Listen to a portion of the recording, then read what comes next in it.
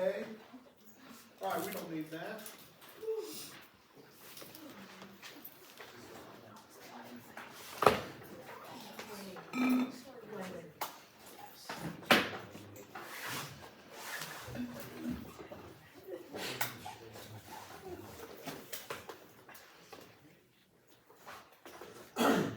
So today, we're going to make you guys into meteorology students, and you're going to become better. Listen, you're going to be educated. When snow days come about, you're going to be able now to be a meteorologist during the wintertime and know when we're going to have a snow day tomorrow, all that good stuff. So, here we go.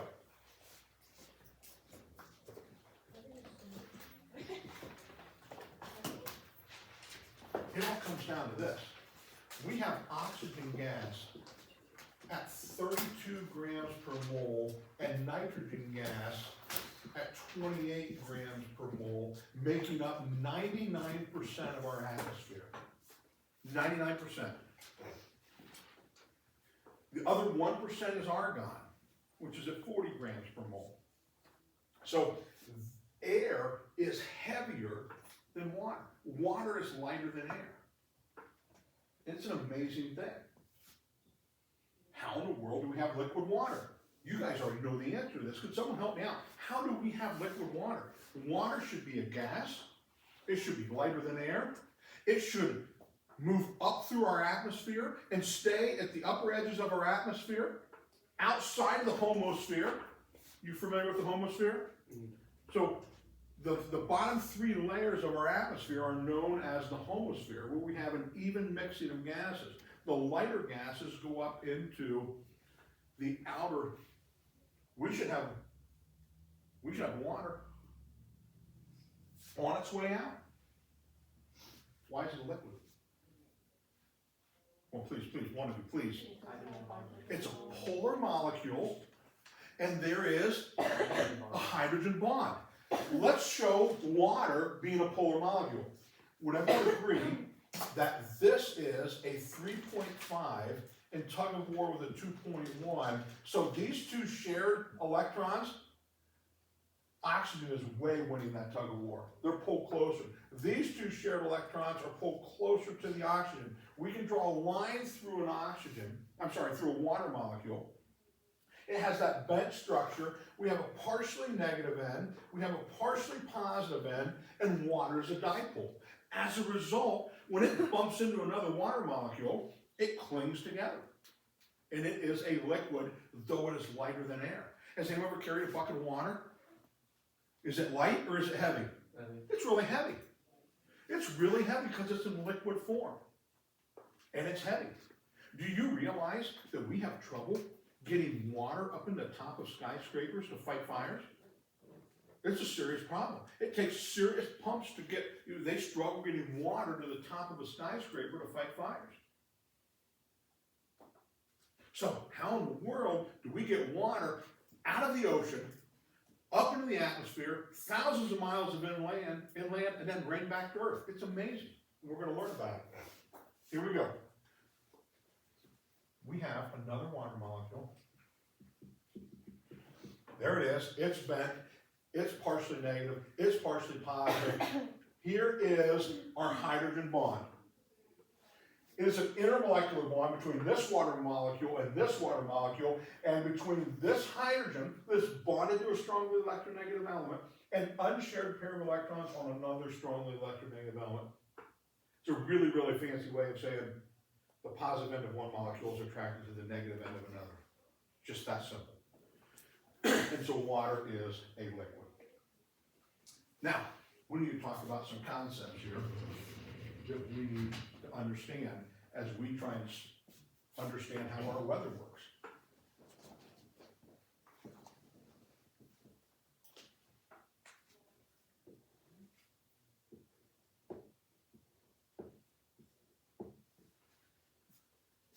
The sun comes down. The sun strikes the surface of the earth. What's it do to the temperature of the earth? Has anyone ever been on a sidewalk on a sandy beach in the sun? What happens to the surface of the earth? It warms it up. It warms it up. would you agree? Has anyone washed dishes before? Raise your hand if you've washed dishes before. When you rinse your dishes, what kind of water do you use? Hot or cold? Hot. Why? Because you have less drying. Would everyone agree? If you have hot water, it's going to evaporate. So, sun strikes. We end up with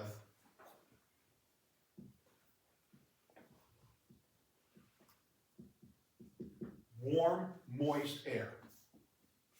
Warm, moist air. Is that warm, moist air heavier or lighter than cold air?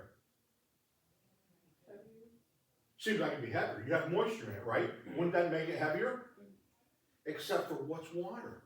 Is water heavier air or lighter than air? It's lighter than air. So watch this. Not only is it warm, first off, you remember, or who did I ask? I asked someone here what direction heat flows. Who did I ask? And they said up. I won't pick on them. I asked someone which direction is heat flow, and they said up. And we know that because warm air rises, right? If we're up near the ceiling, we're gonna have warm air. It's gonna be cold near the floor. So warm air by itself rises. Warm, moist air, believe it or not, that moisture actually helps it rise even better. Because we know that water is lighter than air. Water vapor. Water vapor is lighter than air. So this is water in its vapor form. It's in its vapor form. It's not bonded to other water molecules, and it's lighter than air. It rises. Okay? As it rises, what happens to the temperature of it? It cools down. Would everyone agree? Has anyone ever been up in the mountains? Raise your hand if you've been into the Rocky Mountains. Rocky Mountains. Been in Rocky Mountains? What time of year? November? July? Was there snow on the top of those mountains in July? There's snow. You get high up in the mountains, you're going to have snow there year round because you're far enough away from the earth where that heat. So you get further away. I've had people think, I get closer to the sun, shouldn't it get hotter? No, we're getting closer to outer space, which is really, really cold. So we get higher, it's going to cool. When it cools, what do you think happens to the speed of those water molecules? They're going to slow down. All of a sudden, those hydrogen bonds that we just talked about start forming. And we now have clouds form. So we're going to have clouds form. So we have warm, moist air rise. As it rises, it cools and condenses. And we have warm, moist air rise. It's going to flow away from there in both directions. Now, I'm going to draw you what's called a convection current. Maybe I should just draw this off to the side. But would everyone agree that as it travels away from this warm, moist air rising, would you agree it cools? That air is going to rain, it's going to rain back to Earth. That water goes back to Earth. And we're going to end up with cool, dry air. What's cool, dry air going to do? If we have cool, dry air, and warm, moist air rises, what do you think cool, dry air is going to do? It's going to fall. It's going to sink back to Earth. Air is going to flow towards there. We're going to have what's called a convection current.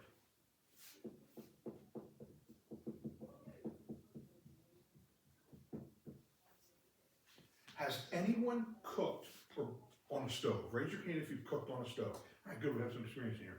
Has anyone ever had a pot, and you've got this pot on the stove, and you've got a heat source right under the middle of it?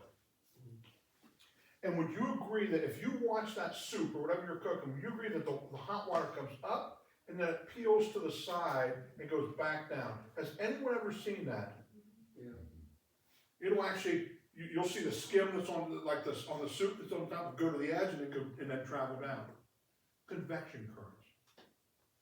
Every once in a while, I have a stove that I put a smaller pan on too big a burner, and it heats the outside edge, and then it comes up the sides and goes to the center and goes down in, depending on where you have your heat.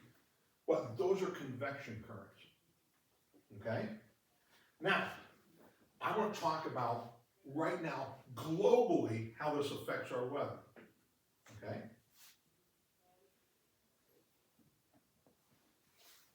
0 degrees is the equator.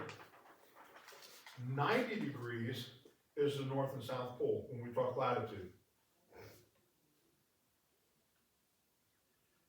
Where do you think we get the most sun? At the equator. So let's go to the equator. At the equator, we have the most sun, we have low pressure, we have warm, moist air rising. That warm, moist air then travels away from the equator, and it then cools as it loses all of its moisture, and around 30 degrees,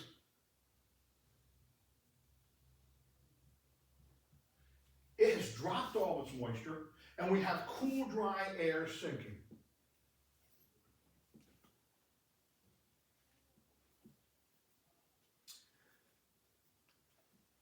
Would everyone agree that on the surface, watch this, we have air flow towards the equator?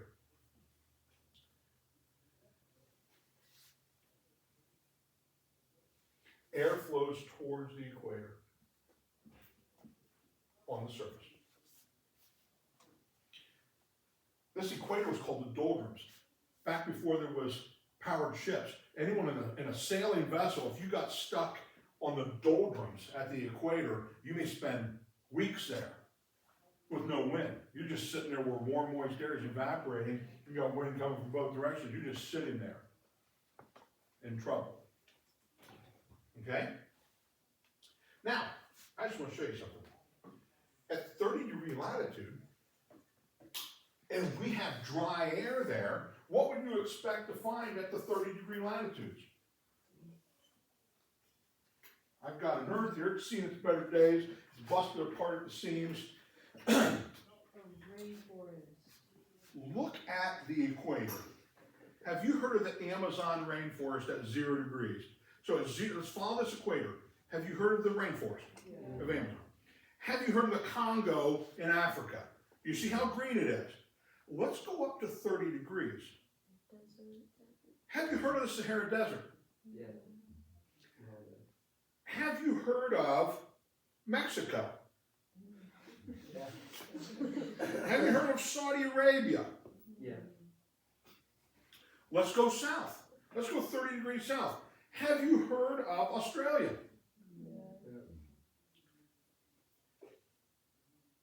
Have you heard of South Africa?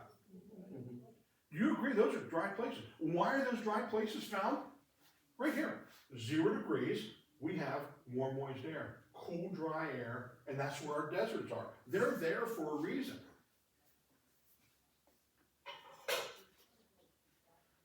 Now, we're going to mess with these winds in just a little bit, as I have to explain the Coriolis force so we understand this. But let's go. Would you agree that we have a convection current here, and at 60 degrees, we have moist air? I'm not going to call it warm air. It's going to be warmer. Warm, moist air. At the equator,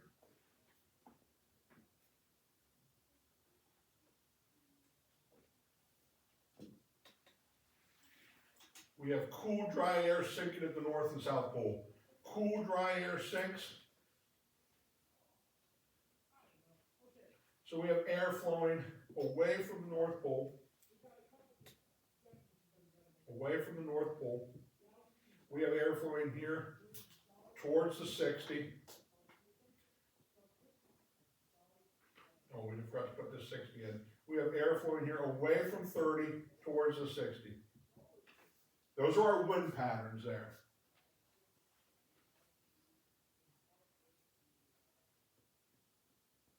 Now, we've got to fix something here. We're going to fix something here. When we started launching long-range missiles, we realized we have a problem. And we learned an awful lot in doing it. Here's what we found. Let's say we get tired of Columbus. Let's say we launch missiles towards Columbus. Okay?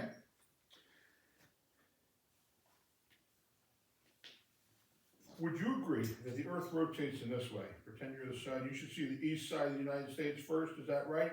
You see? All right, here we go. We're rotating this way. If I launch a missile, While this missile's in the air, what happens to my target? It moves to the east. My target veers to the right. My missile veers. So what we found is winds in the Coriolis force.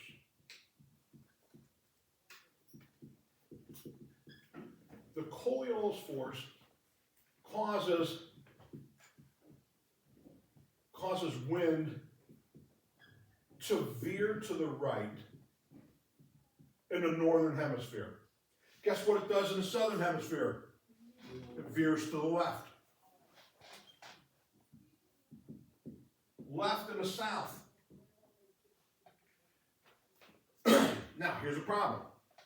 People can understand this. When I launch that missile to the south, it should have veered to the right. But if he launches back to me, shouldn't it veer to the left when he's launching north? Right here, Africa launches a missile up to here. Launches a missile. While it's in the air, shouldn't it miss to the left? It still veers to the right. It still veers to the right. No matter which direction you're shooting that thing. Technically, straight east and west, it wouldn't veer. But if you have any angle to it at all, it's going to veer to the right. This is hard to understand until we talk about this. If I'm standing directly on the North Pole, in one day, how far do I move? Let's assume the Earth's stationary, which is not. Let's assume the Earth's stationary. And I set a launcher on the North Pole, and I bundle up. It's going to be a long day. How far do I move? My launcher just rotates. I don't move at all. On the equator, the Earth's 25,000 miles in circumference at the equator. Do you agree that in one day I travel 25,000 miles? How fast am I traveling, roughly? If it was around 1,000 miles an hour, would everyone agree? So up here I'm not moving. Down here I'm going 1,000 miles an hour.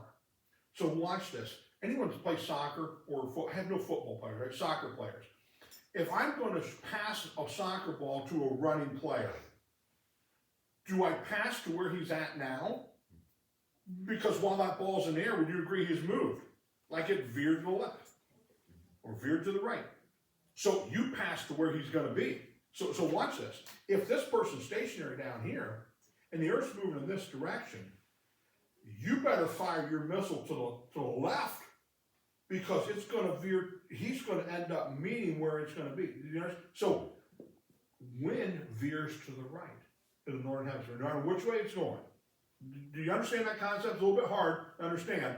You're stationary up here, traveling 1,000 miles an hour. If you aim right at them, you're missing way to the right of where they're at, firing south. When they fire north at you, they're moving at 1,000 miles per hour, and you're moving a lot slower. Again, it veers to the right. So wind in the northern hemisphere veers to the right. So watch this. We have to veer all of these to the right.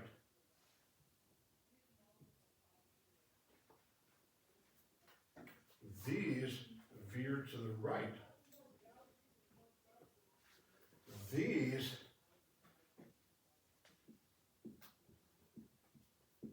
veer to the right. Southern hemisphere, these all veer to the left. These all veer to the left.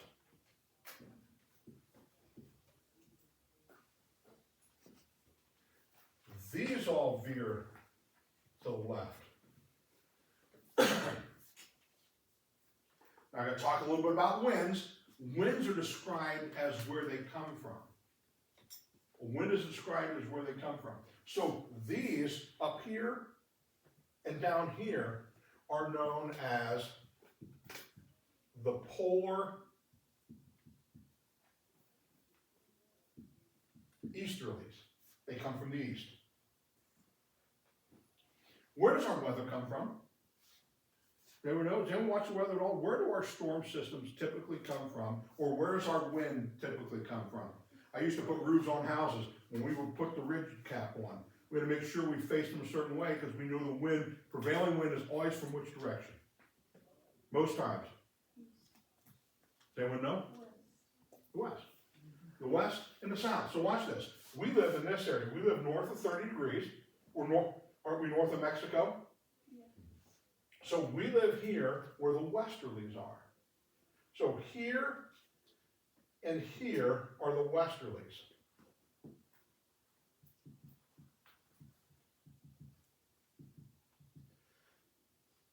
These are the northeast trade winds. These are the southeast trade winds. And again, we have westerlies here. So we live where our weather comes typically from the southwest as that wind veers to the right. By the way, let's follow 60 around. Now some of us were talking tundra. Has anyone ever been to British Columbia or Alaska, or you've been to Alaska? What's the weather like there? Sunny? Cold. Cold? What about sun? Sunny? Yeah. No, more cloudy, more cloudy. You're going to talk rain when you're on the west coast. If you've been like Washington, like Washington State, it's a beautiful state. It is a rainforest. So you get up into there, and it's just going to rain all the time. Be overcast and cloudy most days. All right. And here's what's crazy: driest deserts in the world. Do you realize that Arctic and Antarctic get very little snowfall? It just never melts. So it's there for a long time, but there are very dry deserts in the North and South Poles. We'll talk about one more thing. Where is the top also easterlies? Very dry. I'm sorry, what? Are the easterlies too? I'm sorry, what? Since the bottom section is polar easterlies, is the top also? Polar easterlies as well. Polar easterlies.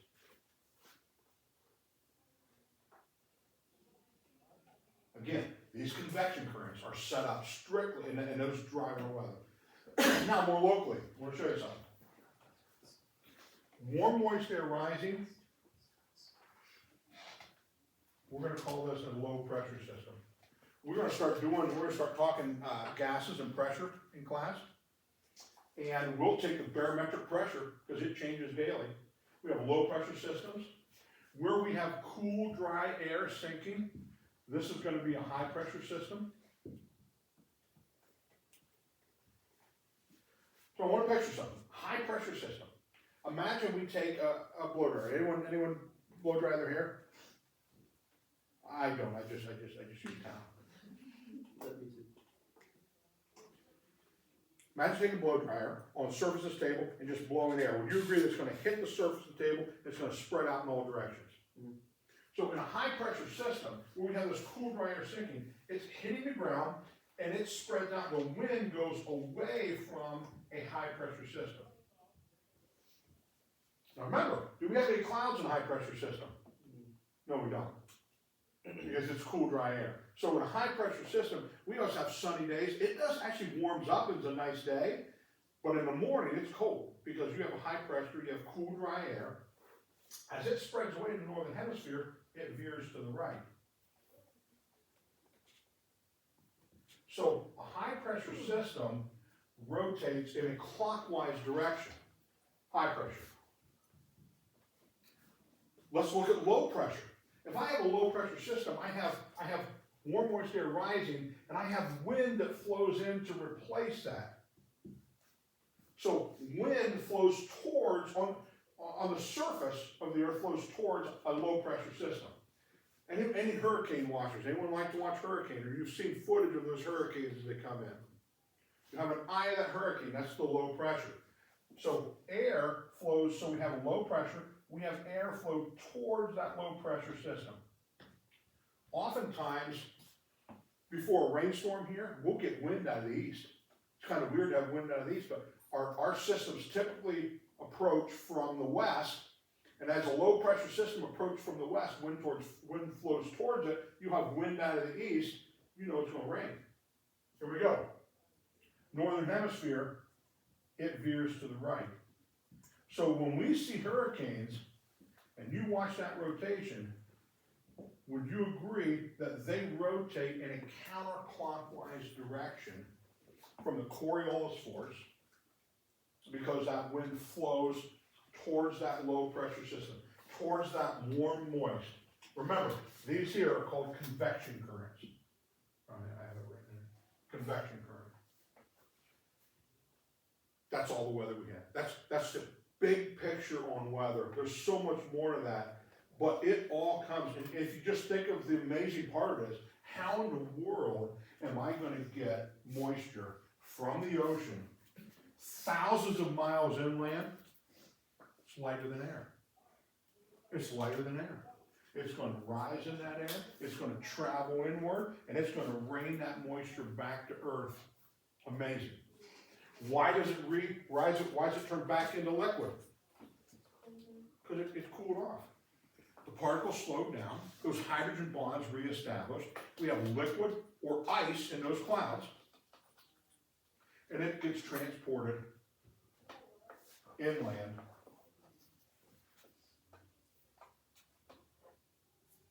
All because of water being lighter than air. Do we have any questions on that? Tomorrow we'll review for our test. We'll put people to board with homework, yeah? Wait, is this gonna be on test? Oh, yeah. I mean, like what part? Well, any or all. Like, what is that? Do you understand convection currents? Convection current, warm moist air Oh, rises. that's a convention, No, I yeah, thought that that was the one. wind thing. Down here on the surface of the earth, here's the earth. We have wind flows towards a low pressure system. This is a bird's eye view of that. Yeah, I just don't get the thing with the back. Globally, Yeah. globally, we need to understand why at the 30-degree latitude, we have cool, dry air. On the surface here, we have, watch this, we have convection currents. With warm, moist air rising at the equator. Would everyone agree that the equator gets the most sun? It's the warmest air. Have you ever seen hurricanes form down near the equator? Because you have all that warm water. You have all that evaporation. Oftentimes you'll come across Cuba and stuff, but we have a shallow in the Gulf of Mexico or Gulf of America, however you term, whatever terminology you use for that. Would you agree that we end up having warm water in the Gulf and those hurricanes rebuild in strength and end up hitting the coast? Okay? But warm, moist air at the equator causing all of our Congo, all of our Amazon rainforest, our Congo in Africa, because of that warm, moist air, as it travels away. So again, we're looking at this, essentially a small one of these drawn over here. As it travels away, it drops all that moisture, cool, dry air. We have the world's deserts at the 30-degree latitudes. Never thought, have you ever thought of that? Have you ever looked at the earth and said, why are they all at the 30-degree latitude? Why are all of our deserts there? That's why. I thought when it's cold, it turns into rain. Wouldn't it rain in the desert then? How is it dry? How's a desert dry? Well, I don't know, I'm just confused. Question, okay, let's talk about this, because you're right, we're gonna have snowstorm. Are you looking forward to the first snow day? Yeah. I have a question. Let's say it gets out, you wake up and you look at the forecast, and it's gonna be minus 20 degrees, minus 25 degrees, minus 27 degrees, minus 26 degrees, minus the next week. It's gonna get down into the negative 20s. Will it snow? Really cold. When it's minus 20 degrees, does it snow then? Is there moisture in the air when it's negative 20 degrees? That is cool, dry air. Does everyone understand that? I promise you, when it's really cold, you have a high pressure system. Now people say, well, how can you have, when it snows, isn't that warm? It will warm up to around 32 degrees, right around the freezing point when it's gonna snow. It just does. Okay? Why? Because warm, moist air is associated with precipitation or rain. Now understand, on a cloudy day, you might not say, well, it's really not. But if you just watch the weather day to day, if you've got rain coming through, at night especially, it's not gonna cool down as much. Because it's a low pressure system is a warm front compared to the other air. Now, you can't compare it with summertime, but it's gonna be warmer. Warm, moist air. Cool, dry air, no clouds. Was that why it was like kind of warmer yesterday before it rained? Yes. Yes.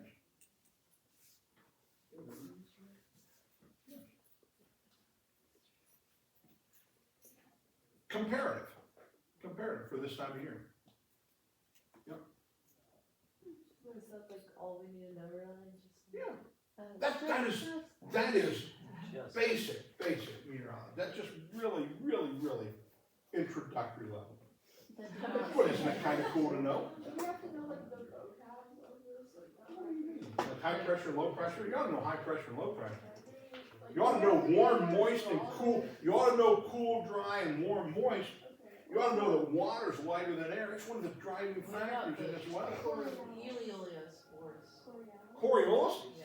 Oh man, the wind veers to the right in the northern hemisphere. You probably ought to know the wind veers to the right in the northern hemisphere and the wind veers to the left in the southern hemisphere. Yeah, I probably should know that. Yeah. Maybe we should have a separate thing, like this should be a quiz. This will be separate. I'll do this separate. I'll do this It's like separate. bonus. Yeah, no, let's do this. Let's go. Should we do Monday, Tuesday, and then this is the weather quiz on Wednesday? I like it. I like it. Quiz, Well, not Yeah, bonus bonus quiz. quiz on Wednesday. Yeah, you should have this separate because. We'll do it separate. I'll do it Not separate. much to do with the other stuff. Yeah, and then like. Oh, this has everything to do. Quiz on this Thursday? Well, no, maybe the quiz. We'll see. We'll see. Wait, so is it like for sure on Wednesday? Like it's not gonna be For sure on Yeah, we on probably this should. test? No, we won't put it on test. We'll put it on test. And what if I put it on this? We'll see. We'll see. We'll see. No. Oh, I need a bonus. Don't we need a bonus? So this will be the bonus? I don't know. It's into the lab or something. I'm so But do you feel enlightened a little bit? Maybe we don't even test on this. It was just good to know. Yeah, good idea. At least have a bonus. And we're so far ahead. It's just one time. Ethan, We just killed his egg. I'd rather have a bonus option than none. Wait, Mr. Weber, I have a real question. Bonus. Are you excited for lunch today? Am I what? Are you excited for lunch today? I heard Daniel's trying to fight someone.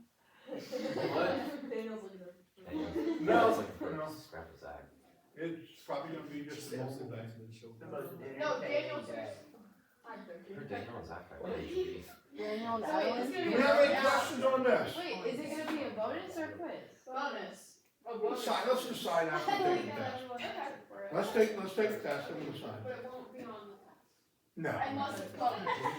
No, it's. Adeline, shut up.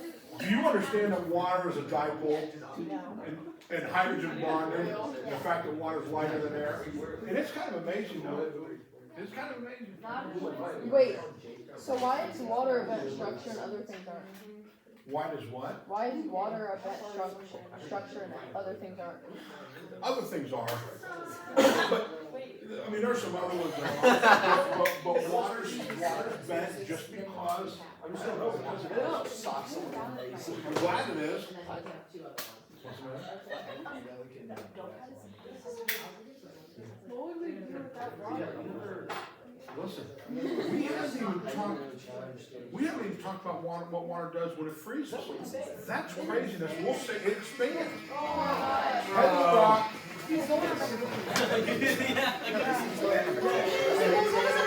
I got mad at you. We take Jane with us. Jane's on her own. Bye, Jane. Bye, Jane.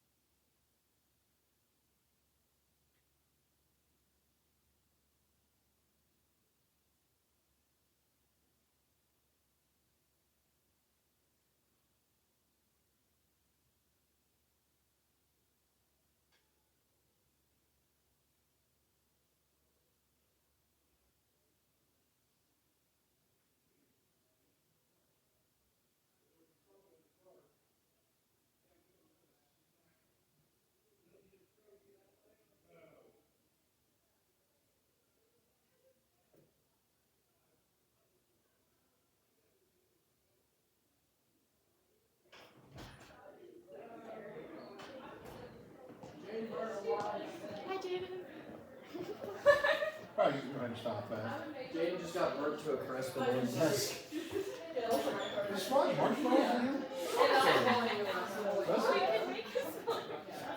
Should make some more. Dryer. Drop Probably the why he made that. high pressure or low pressure? High pressure. It was cool. Oh, shut this off. Bye, Jaden.